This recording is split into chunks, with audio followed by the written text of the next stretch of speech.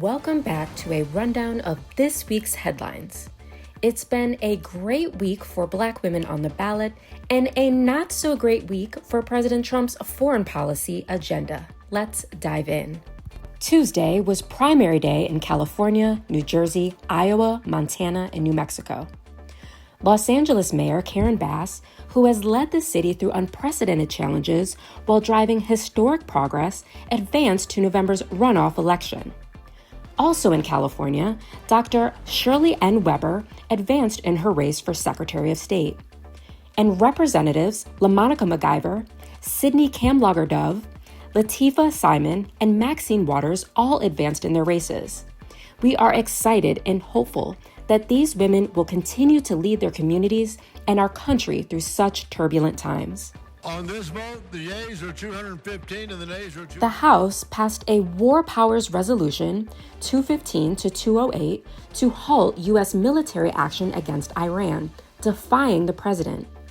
4 Republicans, Representative Thomas Massey of Kentucky, Brian Fitzpatrick of Pennsylvania, Tom Barrett of Michigan, and Warren Davidson of Ohio, joined with Democrats in supporting the measure. The vote represents a powerful new development in the political battle over the war, and the 4th time the House has voted on a War Powers Resolution related to Iran.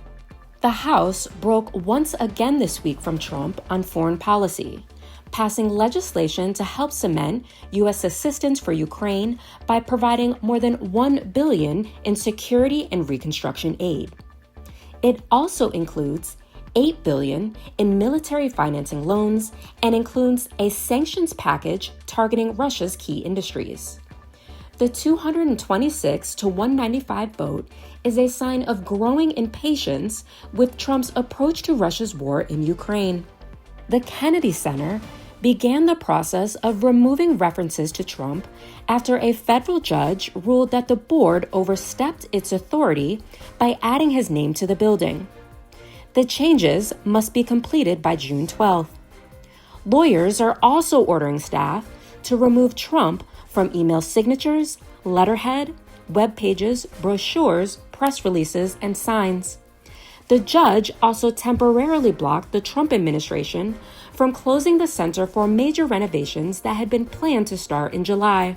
In a new book, former First Lady Jill Biden said she thought her husband, former President Joe Biden, was suffering from a stroke during his disastrous debate performance against Trump in 2024.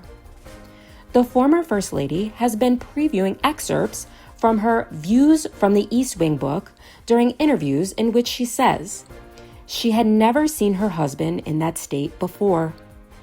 In a fiery exit, 60 Minutes correspondent Scott Pelley accused CBS News editor-in-chief Bari Weiss of murdering the news magazine show after ongoing tensions came to a head during a meeting. Pelley was reportedly fired after the exchange, when newsroom leaders said they could not find a way back with the veteran journalist. Pelley denies this claim. The meeting was intended to introduce the newly installed executive producer Nick Bilton to the 60 Minutes team. In another tense exchange, Pelley reportedly said Weiss has no qualifications for her job and told Bilton he has slender qualifications for his new role. Just weeks after federal officials announced that the number of troops in D.C. will double this summer to 5,000, a new study reports that the National Guard has reduced petty property crime, but has little to no effect on violent crime, despite the high cost of their presence to taxpayers. A recent assessment by the nonpartisan Congressional Budget Office found that it cost the federal government around $1.5 million per day for the current number of troops deployed to D.C., which is around 2,800 National Guard members.